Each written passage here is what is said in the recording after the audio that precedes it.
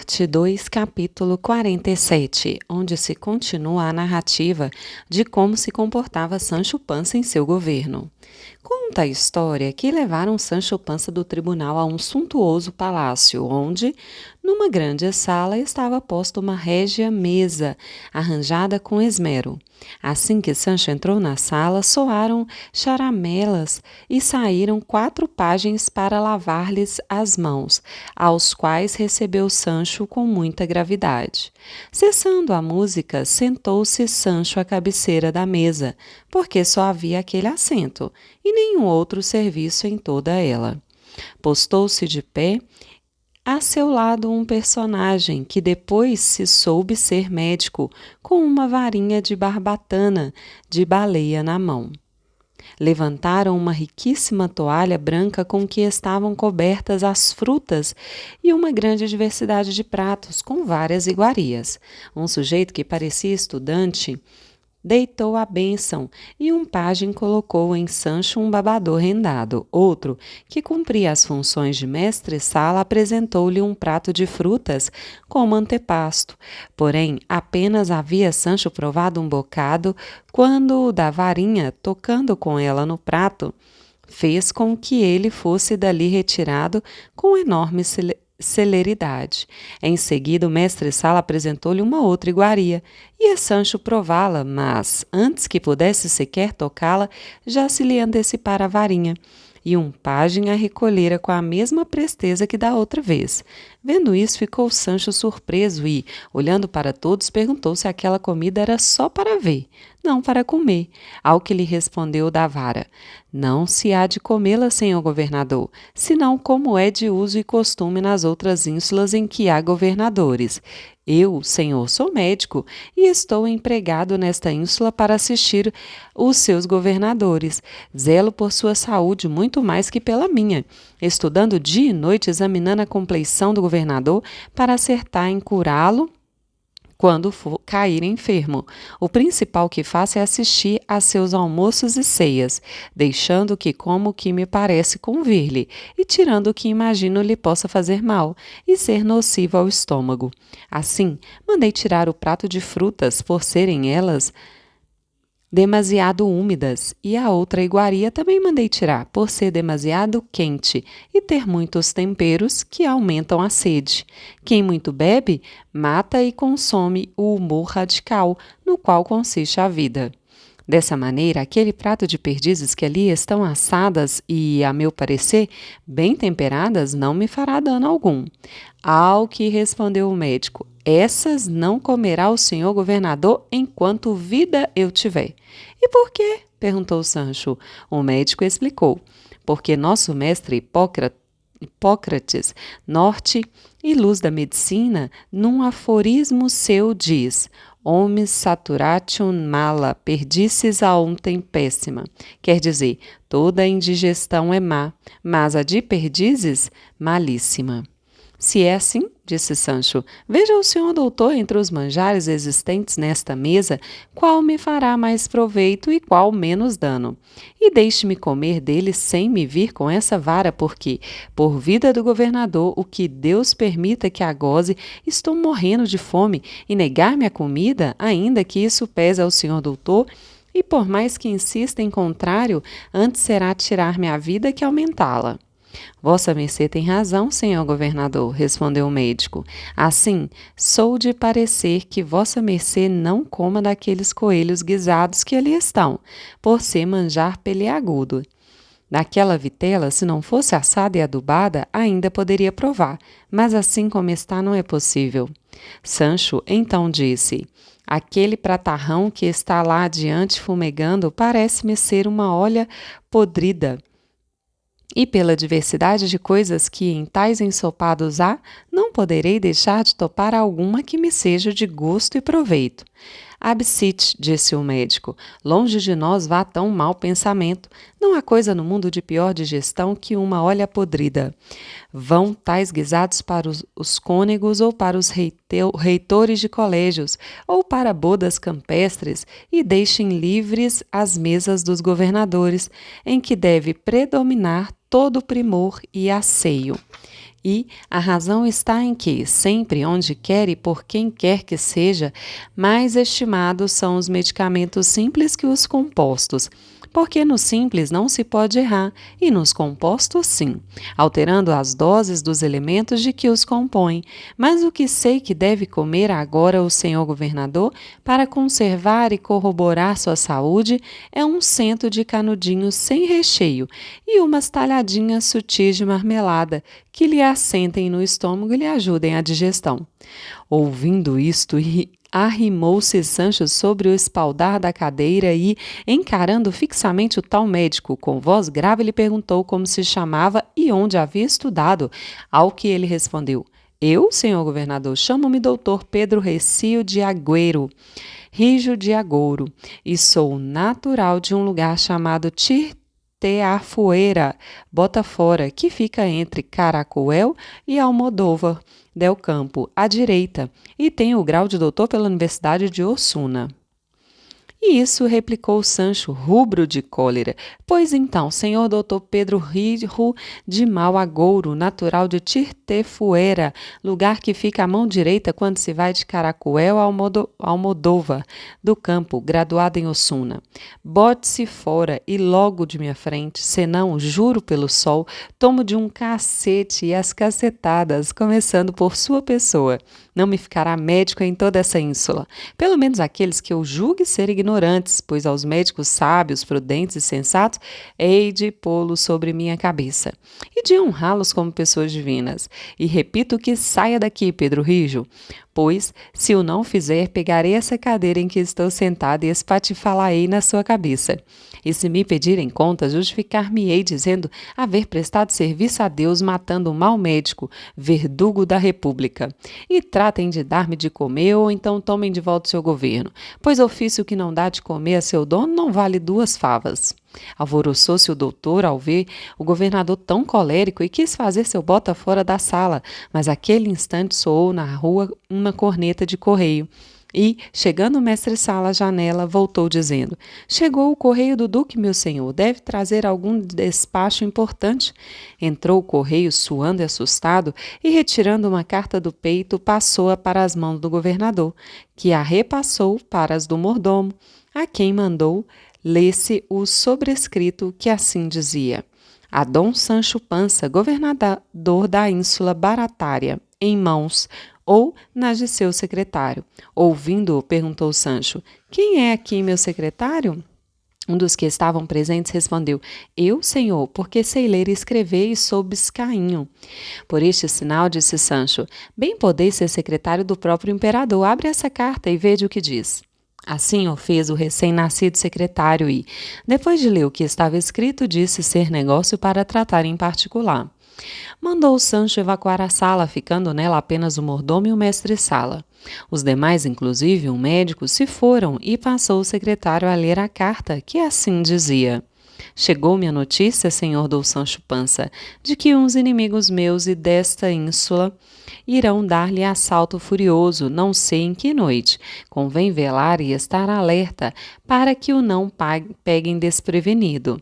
Sei também, por espias verazes, que entraram aí 4 pessoas disfarçadas, com o intuito de tirar-vos a vida, porque receiam vosso engenho. Abre o olho, verificai quem chega para falar-vos, e não comais coisas que vos derem de presente. Terei o cuidado de socorrer-vos, se vos virdes em dificuldades, e em tudo fareis como se espera de vosso entendimento. Deste lugar, a 16 de agosto, às 4 da manhã. Vosso amigo, o Duque.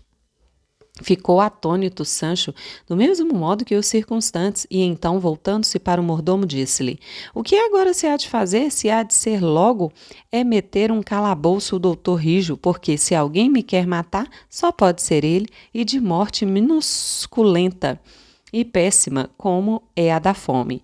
Também eu, disse o mestre-sala, tenho para mim que vossa mercê não coma tudo o que há nesta mesa, porque o mandaram de presente umas monjas e, como se costuma dizer, atrás da cruz está o diabo. Não nego, respondeu Sancho. Por agora dê-me um pedaço de pão e umas 4 libras de uva, pois nelas não poderá vir veneno. Com efeito, não posso passar nem sem comer, e já que temos de estar prontos para essas batalhas com que nos ameaçam, mister será estar bem alimentados, porque as tripas levam o coração, e não o coração às tripas. Quanto a vós, secretário, respondeu ao duque meu senhor e diz ele que cumprirá o que manda e como o manda, sem nada faltar. E enviai da minha parte um beijamão à minha senhora duquesa, acrescentando que lhe suplico não se esqueça de remeter por mensageiro minha carta e meu embrulho à minha mulher Teresa Pança.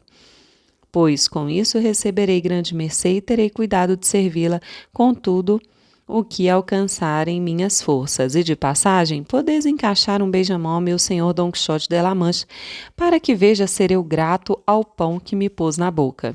E, como bom secretário e bom biscainho, podeis acrescentar tudo o mais que quiserdes e vier a calhar. Tirem-se estas toalhas e dei-me de comer, que me entenderei com quantos espias, matadores e encantadores vierem sobre mim e minha ínsula. Nisto, entrou um pajem e disse, aqui está um lavrador apelante que quer falar a vossa senhoria sobre um negócio de muita importância, segundo ele diz. Estranho caso é esse, disse Sancho, desses apelantes. Será possível que sejam tão necios a ponto de não ver que horas semelhantes a essas não são as que devem escolher para virem apelar? Porventura, os que governamos, os que somos juízes, não somos homens de carne e osso, e não é mister que nos deixem descansar o tempo que a necessidade pede? Ou pensam que somos feitos de pedra mármore? Por Deus e minha consciência, se me durar o governo, e não há de durar segundo se me transluz, hei de fazer entrar nos eixos mais de um apelante. Agora, dizei a este bom homem que entre, mas que se verifique primeiro se não se trata de algum dos espias ou assassinos interessados em mim. Não, senhor, respondeu o pajem, porque parece uma alma de cântaro, e ou sei pouco ou ele é tão bom como um bom pão. Não há que temer, disse o mordomo, pois aqui estamos todos. Seria possível, mestre Sala, perguntou Sancho, que agora, já não estando aqui o doutor Pedro Rirro, comesse eu alguma coisa de peso e substância? Ainda que fosse um pedaço de pão e uma cebola, esta noite na ceia compensar-se-á a falta de comida, e vossa senhoria ficará satisfeito e bem pago, disse o mestre Sala. Queira Deus, respondeu Sancho. Nisto entrou o lavrador, de muito bom parecer, deixando ver a 1000 léguas de distância que se tratava de gente simples e de boa alma. A primeira coisa que disse foi, quem é aqui o senhor governador? Quem há de ser, respondeu o secretário, senão o que está sentado na cadeira? Humilho-me, pois, em sua presença, disse o lavrador. E, pondo-se de joelhos, pediu-lhe a mão para beijá-la, o que Sancho recusou, mandando-lhe que se levantasse e dissesse o que quisesse. Obedeceu o lavrador e foi logo dizendo... Eu, senhor, sou lavrador, natural de Miguelturra, lugar que fica a 2 léguas de Ciudad Real. Lá vem outro bota-fora, disse Sancho. Continuai, irmão, e ficai sabendo que conheço muito bem Miguelturra, que não fica muito longe de minha aldeia. O caso, pois, senhor, prosseguiu o lavrador, é que eu, pela misericórdia de Deus, sou casado em paz e perante a Santa Igreja Católica Romana. Tenho 2 filhos que minha mulher... 2 filhos estudantes, o mais novo estuda para bacharel e o maior para licenciado. Sou viúvo porque minha mulher morreu, ou melhor, matou a um mau médico que a purgou estando prenhe. E se Deus fosse servido que saísse à luz o parto e fosse filho, pô-lo-ia a estudar para doutor, a fim de que não tivesse inveja de seus irmãos, o bacharel e o licenciado. De modo que, disse Sancho, se vossa mulher não tivesse morrido ou não a houvessem matado, não seríeis agora viúvo? Não, senhor, de maneira alguma, respondeu o lavrador. Está amadurecendo, replicou Sancho. Adiante, irmão, que a hora está mais para dormir que para fazer apelos. Digo, pois, disse o lavrador, que esse meu filho, que vai ser bacharel, enamorou-se na mesma aldeia de uma donzela chamada Clara Perolino, filha de Andrés Perolino, um lavrador riquíssimo. Esse sobrenome de Perolinos não lhes vem de avoengo, nem de outra alcunha, mas porque todos os dessa linhagem são paralíticos e, para melhorar o nome, chamam-nos Perolinos. E embora, para dizer a verdade, a donzela seja uma pérola oriental e, vista pelo lado direito, parece uma flor do campo, pelo esquerdo eu não diria tanto, porque lhe falta aquele olho que lhe saltou com a varíola. E embora os buracos do rosto sejam muitos e grandes, dizem os que lhe querem bem não serem buracos, mas sepulturas em que se sepultam as almas de seus apaixonados. É tão limpa que, para não sujar a cara, traz o nariz, como se diz, tão arrebitado que até parece estar fugindo da boca. E, apesar disso, tem extremamente boa aparência, porque a boca é grande e, se não lhe faltassem 10 ou 12 dentes, poderia superar e deixar para trás as mais bem conformadas. Dos lábios nada tem a dizer, porque são duas sutis e delicados que, se costumassem enrolar os lábios, poder-se-ia fazer com eles um novelo. Entretanto, como são de cor diferente da que comumente apresentam os lábios, parece obra miraculosa, porque são jaspeados de azul, verde e berinjela. Perdoa-me o senhor governador se estou pintando com tanta miudez as partes daquela que, no final das contas, será minha filha, pois lhe quero bem e não me parece mal. Pintai o que quiserdes, disse Sancho, que a vossa pintura me diverte. Se eu já tivesse comido, não haveria melhor sobremesa para mim que esse vosso retrato. É o que tenho por servir, respondeu o lavrador, mas tempo virá em que sejamos servidos, se agora o não somos. E digo, senhor, que se pudesse pintar a gentileza e o porte de seu corpo, seria coisa de causar admiração, mas não posso fazê-lo agora, pois ela se encontra encurvada e encolhida, e tem o joelho junto à boca. Entretanto, logo se vê que, se pudesse levantar, daria com a cabeça no teto. E já teria dado a mão de esposa a meu filho bacharel, se a pudesse estender, pois está reumática. Contudo, nas unhas largas e rachadas, patenteia-se a sua bondade e bom feito. Está bem, disse Sancho, fazei de conta, irmão, que já a pintaste dos pés à cabeça. E agora, que quereis? Entrai no assunto sem rodeios, nem travessas, entradas ou acréscimos. Queria, senhor, respondeu o lavrador, que vossa mercê me fizesse a mercê de dar-me uma carta de recomendação para o pai dela, suplicando-lhe seja servido de que se faça esse casamento, pois não somos desiguais nos bens de fortuna, nem nos da natureza. De fato, a bem da verdade, senhor governador, meu filho é endemoniado, e não há dia em que não atormentem 3 ou 4 vezes os espíritos malignos, e, por haver caído uma vez no fogo, tem o rosto enrugado como pergaminho e os olhos caídos e lacrimejantes. Tem, contudo, uma aparência de anjo, e seria um bem-aventurado se não se esbordoasse e não se esmurrasse a si próprio. Quereis ainda outra coisa, bom senhor? Perguntou Sancho. Outra coisa queria, disse o lavrador, mas não me atrevo a falar. Vá lá, porém, afinal, não se me há de apodrecer no peito, pegue ou não pegue. Digo, senhor, que gostaria de que vossa mercê me desse 300 ou 600 ducados para a ajuda do dote do meu bacharel. Quero dizer, para ajudá-la a montar casa, pois que, afinal, terão de viver por si sós, sem estar sujeitos às impertinências dos sogros. Vede bem se não quereis mais outra coisa, disse Sancho, e não a deixeis de dizer, por timidez ou vergonha. Não, por certo, respondeu o lavrador. Apenas falou isso quando, levantando-se o governador, agarrou a cadeira em que estava sentado e disse: Juro por alguém, Dom Matuto rústico e grosseiro, que se não vos afastardes e vos esconderdes já de minha presença, com essa cadeira vos racho e abro a cabeça. Filho da puta, velhaco, pintor do próprio demônio, a esta hora vim despedir-me 600 ducados, onde os tenho eu, hediondo? E ainda que os tivesse, por que vou-los haveria de dar socarrão e mentecapto? E que tenho lá a ver com Miguel Turra ou com toda a linhagem dos perolinos? Para longe de mim, estou dizendo, caso contrário, por vida do senhor meu duque, farei o que disse. Não deveis ser de Miguel Turra, mas algum maroto que, para tentar-me, enviou aqui o inferno. Dizei-me, desalmado, não faz ainda dia e meio que estou no governo e já quereis que tenha 600 ducados? Fez sinal o mestre-sala ao lavrador para que saísse da sala. e ele o fez cabisbaixo, parecendo temeroso de que o governador não soubesse controlar sua cólera, pois o grande velhaco soubera bem desempenhar seu papel.